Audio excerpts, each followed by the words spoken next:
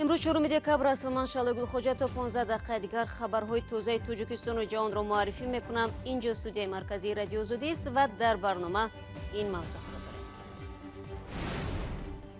اعلان بانک ملی زلاتای کرونا در تاجیکستان از حق کار محروم شد. با یونیستریم و کانتاکت رو بیارید. در حالی که همه ساله با صرف مبلغ‌های زیاد نشست‌های مربوط به وضع معیوبان را می‌گذرانند، یک مادر 63 ساله میگوید هیچ نهادی حاضر نیست که دردش را شنود.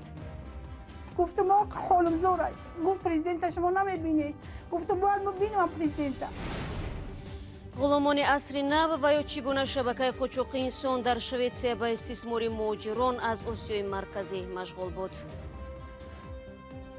پیش من این انتخاب را گذاشتم که یا با رئیس همخوابه شوم یا بیکار بمانم. شما چی انتخابی دارید؟ تاریخ زلاتای کرونا مبلغ نفرستید. با چنین اعلان امروز بانک ملی تاجیکستان به ساکنان کشور مراجعت کرد. این شرکت انتقال پول به نظام نو تأسیس بانک ملی همراه نشده است. بنابراین فعالیتش موقتا در تاجیکستان قطع گردید. با آنهایی که میخواهند پول انتقال بدهند، خدمات دو شرکت دیگر پیشنهاد شده است که به قبل بانک ملی حالا فعال میباشند. هرچند برخی از مصاحبان رادیو آزادی میگویند چند روز به این طرف پیوندانشان در تاجیکستان از شرکت یونیستریم نیز پولهای خود را گرفتن نمیتوانند. مولا رجب یوسفی گزارش میدهد. چه خیلی از روسیه به تاجیکستان پول فرستیم؟ این سوال است که دهها کاربر رادیوی آزادی دوام 2 روز اخیر از ما میپرسیدند. پاسخ چنین است: بانک ملی تاجیکستان رسما از شهروندان خواست که مبلغ‌های خود را به کشور تنها طریق نظام‌های یونیستریم و کانتاکت انتقال دهند و از خدمات دیگر نظام‌های انتقالی از جمله زلاتای کرونا موقتا دست کشند. این وضعیت در پی آن به وجود آمد که روز 3 دکبر مرکز ملی انتقال پول یک نهاد نظارتی در نزد بانک ملی تاجیکستان فعال گردید. مسئولین بانک ملی میگن روزهای نزدیک خدمات وستر یونیون نیز در تاجیکستان فعال خواهد شد. مقامات بانک ملی میگن مبلغ‌هایی که طریق نظام زلاتای کرونا به کشور انتقال داده میشوند، بانک‌ها آنها را پرداخت نمی‌کنند. در برابر زلاتای کرونا انتقال مبلغ طریق نظام‌های بین‌المللی بلیسکو و مونیگرام نیز به تاجیکستان فعلا قطع شده است. مشتریانی که مبلغ‌ها را توسط نظام‌های پرداختی زلاتای کرونا بلیسکو و مونیگرام انتقال دادند و این مبلغ‌ها را تا سنه 3 دکبر سال 2019 یعنی تا فعال شدن مرکز ملی انتقال پول دسترس نکردند، می‌توانند مبلغ‌های خود را از این نظام‌ها بازپس گرفته توسط نظام‌های یونیستریم و کانتاکت و این صورت حساب‌های بانک انتقال دهند. گفته است بانک ملی تأسیس مرکز ملی انتقال پول که از روز 3 دکبر فعال شد باعث سردرگمی در راه انتقال مبلغ به تاجیکستان شده است، چون در روز نخستین فعال شدن این مرکز ده‌ها نفر در سراسر تاجیکستان نتوانستند مبلغ‌های فرستاده نزدیکانشان را بگیرند. با وجود انتقادهای زیاد، مسئولین بانک ملی تاجیکستان از تصمیم خود حمایه کردند. میگویند هدف از راه اندازی مرکز ملی پروسسینگی این حفظ حقوق استعمال کنندگان ساحه بانکی از جمله مهاجران میباشد. اما سوال‌های هم پیدا شد که برای حفظ حقوق استعمال کنندگان از جمله مهاجران چرا بانک ملی راه‌های دیگری را نازموده است و چرا همه عملیات‌های پولگذرانی باید از طریق یک مرکز انجام گیرد. مولا رجب یوسفی، امرالدین عالموف، آزادی، دوشنبه. همه ساله در روز جهانی معیوبان که 3 دکبر تجلیل می شود، نهاد و سازمان‌های مربوطه در تاجیکستان سر میز جمع می آیند و از وضع این قشر می گویند. طبق آمارها شماره معیوبان در کشور تا رفت می افزاید و در برابر این شکایت‌های آنها نیست. قهرمان بعدی گزارش ما با وجود آنکه در خانواده‌اش چند معیوب دارد، باری هم در این گونه نشست‌ها راه نیافته است. او با علم میگوید حداقل گوشه را برای شنیدن مشکلاتش پیدا نمی کند. هرچند یک نظر به کلبه فقیرانه او کافی است و دل به درد آید. در منزل بحرینسا اسلم‌آباد ساکن 63 ساله شهر دوشنبه تقریباً 20 نفر زندگی می کنند. 3 نفر آنها معیوب گروه یکم و دوم هستند. در این خانواده تنها یک پسرش کار می کند. آنها با نفقه معیوبی روز می‌گذرانند که در مجموع برابر به حدود 700 سومانی است. بحرینسا به چندین مقامات مراجعت کرده است. حتی چند دفعه نزد منزل رئیس جمهور رفت. 8 بار پیش خونه پرزیدنت رفتم، 8 مرتبه پیش خونش رفتم، 8 مرتبه بشنوم از دبل سوزا شیشتم دل خوش بستم که اینجا ممکن نیست. گفتم آقا حالم زوره، گفت پرزیدنت شما نمیبینی، گفتم باید ببینم پرزیدنت. وضع نبیره 14 سالش خیلی بد است. چند ماه باز از بیستر خیستن نمیتواند. صنف 6 خوندم، الو چی خیلی دختر سال بودم، خیلی نصیب فلاکت هم خیلی شد. همین گام میزد که سال گام نمیزنه و نه توموگراف کانسر شد، پدوبیه میگه اپ خوردی. در حالی که بحرینیسا از بی‌توجهی مقامات دولت به وضع مشکلش صحبت میکند، 3 دکبر در روز بین المللی معیوبان، اتحادیه اروپا در همکاری با وزارت تندرستی تاجیکستان در مهمانخانه هیات ریجنسی از گرانترین مهمانخانه های دوشنبه یک مراسم بزرگ پرخرج برگزار کرد. عید رمضان بود یا خربون بود، همین قرفت هم بعد یک شب عید بود که اهمی دوم پراولین اومد نچلنگ اومده یک کنورت بود. خرسان شدیم کنورت هم میداد، این کنورت یک تا 100 سومونه. گفتم آفرین به دولت که برای 3 اینوالید یک 100 سومونه روی کرده است. همه سال از بودجه دولت تاجیکستان برای مؤسسه های اجتماعی مربوط به معیوبان 45 میلیون سومانی اختصاص می شود. اما اکثر معیوبان در کشور از عدم کمک کافی دولتی شکایت دارند. البته سال به سال این مبلغ گذاری زیاد شده ایستاده است، لیکن این معنای اون رو ندارد که معیوبان ما شمارشون کم میشه، چون که در برابر زیاد شدن اهالی شماره شخصان معیوب زیاد شدن میگیره. بر اساس آمارها فعلا در تاجیکستان حدود 150,000 نفر با علتهای معیوبی زندگی می کنند که نزدیک 30,000 نفر آنها کودکانند. شما برنامه خبری رادیو آزادی رو تماشا دارید. دیروز در تلویزیون شویتسیا یک فیلم مستند درباره مجران کاری از آسیای مرکزی به ویژه ازبکستان نشر شد. این فیلم با نام فابریکه حجت‌های قلبکی با شرکت همکارمان سیروجدین اسلام و شبکه تلویزیونی 4 شویتسیا تهیه شده است. در دوام 6 ماه خبرنگاران یک شبکه قاچاق انسان را آشکار نمودند.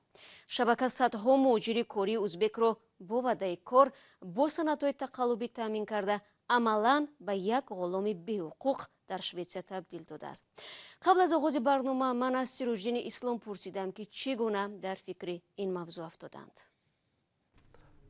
من در شویتسیا دوستان زیاد دارم و سال 2-3 بار به آنجا سفر میکنم. هنگام صحبت ها با دوستانم، صحبت های طولانی با آنها، خلاصه آمدم که در شویتسیا جامعه پنهان از نظرها وجود دارد و کسی نمیخواد آن را ببیند. آنجا خارجیان استثمار میشوند در شرایطی که میتوان غلامداری دوران معاصر توصیف کرد. آنها همه جا هستند، در ساختمان ها، مکتب ها، بیمارستان ها و در مهمانخانه و طربخانه های معاصر و خوب و قشنگ. این مسئله را با همکارانم از شبکه 4 تلویزیون شویتسیا بررسی کردم و ما تصمیم گرفتیم که مسئله استثمار در این کشور پیشرفته پیگیری کنیم. در نتیجه تحقیقات یک چند ماه همان فیلمی را آماده کردیم که آن را روزهای نزدیک به زبان تاجیکی در شبکه‌های اجتماعی از جمله یوتیوب تماشا کنید. سیروجدین چطور موفق شدید این کاری پیچیده رو به انجام رسانید؟ ماه اپریل وقتی که استکهلم سفر کردم، من خود را شخصی وانمود کردم که تازه به این کشور رفته و میخواهد کار پیدا کند.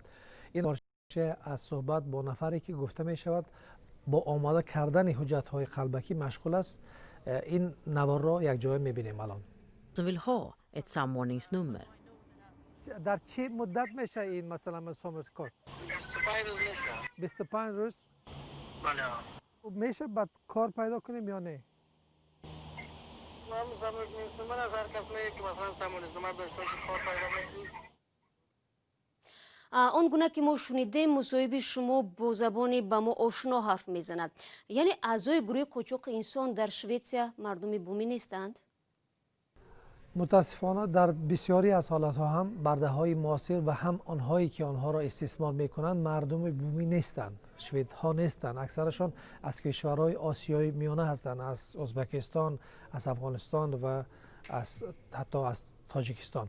هنگام تحقیقات با زن ازبکستانی صحبت کردم که حکایه او تیم ما را خیلی متاثر کرد. الان از همون صحبت یک پارچه تماشا میکنیم. با من گفتند که اگر یک هفته به پول کار کنم به من شغل پیشنهاد می شود. وقتی اون هفته به آخر رسید پیش من این انتخاب را گذاشتند که یا با رئیس همخوابه شوم یا بیکار بمانم. شما چی انتخابی دارید؟ بسیاری از زنان سر به زیر می اندازند، به فرزندانشان فکر می کنند و تن به این کار می دهند. با این وضعیت کنار می آیند. این کار را می کنند چون چاره ندارند. آنها برای تامین فرزندانشان به پول نیاز دارند، ولی من نکردم. انتظار می رود رجال سیاسی شویتسیا برای پایان دادن به استثمار به هر کار ممکن دست زنند. حالا استثمار مردم به این شیوه جرم محسوب می شود در شویتسیا و به نظر من خلاصه سنگینی خواهند گرفت از جمله پارلمان شویتسیا، حکومت شویتسیا و عاقبتش چگونه می شود در ماه‌های آینده شاید آشنا شویم. واقعا دهشتناک است وقتی گروه‌های جنایتی از دستنگری و نوعلاجی نفرانی که به خاطر دریافت 2 تنگه خود را به هر در و کشوری میزنند استفاده میکنند. منتظر نشر این فیلم تکان دهنده در آزادی ویدیو میمونیم. روز 3 دکبر مجلس نمایندگان پالاتای پایینی کانگرس آمریکا جاری نمودن تحریم یکی از منصبداران بلندپایه چینی را که در پایمال نمودن حقوق بشر و به ویژه تعقیب مسلمانان این کشور متهم میباشند تصدیق کرد. چین ابراز داشته است که به این اقدام کانگرس آمریکا پاسخ خواهد داد. چین موجودیت بازداشتگاه‌ها و اردوگاه‌های تربیت دوباره اقلیت مسلمانان چین را اعتراف کرده است، ولی میگوید مسلمانان و بخصوص اویغورها در آنجا اذیت نمی‌بینند. در حالی که مناسبت واشنگتن و پکین پیچیده می شود، چین کوشش دارد همکاری‌هایش را با کشورهای آسیای مرکزی از جمله تاجیکستان توسعه بخشد. حالا این کشور با سرمایه‌گذاری شرکت ملی تاجیکستان تالکو آغاز نموده به قول سفیر سابق چین در دوشنبه آینده به کارخانه مشترک 2 دولت تبدیل می‌یابد. اما جانب تاجیکستان در این باره ابراز نظر نکرده است. شالوی عبدالله موضوع را ادامه می‌دهد. سفیر پیشین چین در تاجیکستان گفت با سرمایه‌گذاری زیاده از $0.5 میلیارد کشورش شرکت آلومینی تاجیک تالکو با سازی و مالکیت مشترک 2 طرف تبدیل خواهد شد. واقعا کشور شما مسئله ساختمان کارخانه تقریبا نوی تولید آلومین را پیشنهاد کرد. این پیشنهاد تاجیکستان است. تاجیکستان حالا همکار خود در این زمینه را در چین جستجو دارد. تا جای میدانم فعلا 2 کشور این مسئله را بررسی میکنند و این بسیار خوب است. در یک ملاقات با کارشناسان در مرکز پژوهش‌های استراتژی تاجیکستان، سفیر سابق همچنین از شرایطی به اختیار چین داده شدن کانهای تاجیکستان حمایت کرد. واقعا حالا 2 کشور در زمینه کارکرد معدن‌ها همکاری سودمند دارند. کارکرد مشترک طلا و نقره در تاجیکستان به سود هر 2 کشور است. اظهارات یوبین در حال صدا می‌دهد که مقامات تاجیکستان جزئیات قراردادهای مربوط به تالکو را فاش نمی‌کنند و خرج $545 میلیون شرکت چینی سمک را تنها نوسازی به خاطر کاهش خراجات و افزایش درآمد تالکو می‌نامند. اما سفیر پیشین چین در تاجیکستان در ادامه صحبتش آینده تالکو را همچون یک کارخانه مشترک چین و تاجیکستان قلمداد نمود. به نظر من تأسیس کارخانه مشترک به منفعت هر 2 جانب خواهد بود، هم از لحاظ تأسیس جایهای نوی کاری، هم سرعت و وسعت دادن فعالیت آن، فروش محصولات و نهایت در آمدن اندازها به بودجه دولت تاجیکستان. یعنی در این طرح نه تنها چین بلکه تاجیکستان نیز فایده به دست می‌آورد. اما او شرح نداد که تقسیم سهمیه‌های 2 جانب چگونه صورت خواهند گرفت و نظارت تالکو به دست چین ها خواهد گذشت یا در دست تاجیکستان خواهد ماند. اما منابع نزدیک برابریت شرکت تالکو در صحبت‌های گذشته با رادیو آزادی احتمالی به کارخانه چین و تاجیکستان تبدیل یافتن تالکو را پیوسته رد کرده بودند. بینندگان عزیز، اینجا رسیدیم به پایان برنامه امروز. صبح فردا شما را در برنامه نوید بامدادی منتظر می‌شویم. تا آن دم خدا نگهدار.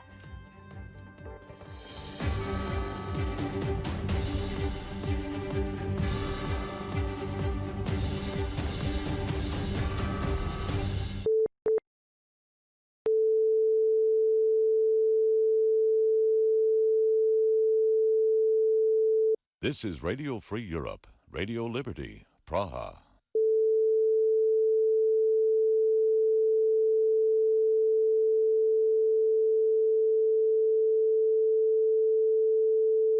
This is Radio Free Europe, Radio Liberty, Praha.